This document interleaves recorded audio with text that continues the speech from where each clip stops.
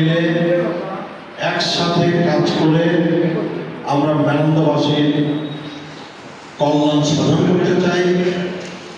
আমরা মেনন্দটাকে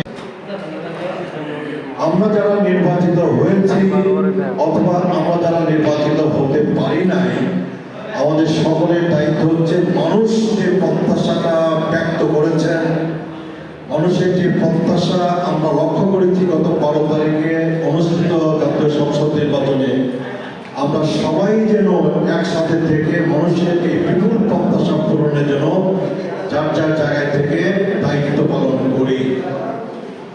1971-এ মুক্তিযুদ্ধ সংঘটিত হয়েছে। মুক্তিযুদ্ধকে তো অস্বীকার করার কোনো সুযোগ নেই।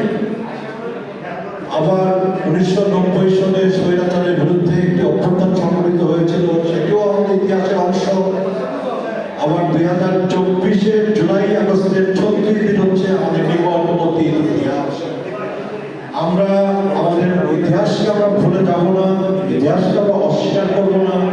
আমরা ইতিহাসকে ধারণ করব, ইতিহাসকে মনে রাখবো, ইতিহাসকে ধারণ করে ইতিহাসকে মনে রেখে আমরা সামনের দিনে একটি নতুন বাংলাদেশ তৈরি করবার জন্য, একটি নতুন বাংলাদেশ প্রতিষ্ঠা করবার জন্য আমরা সবাই একসাথে একযোগে আমরা আমাদের কর্মকাণ্ড পরিচালনা করব।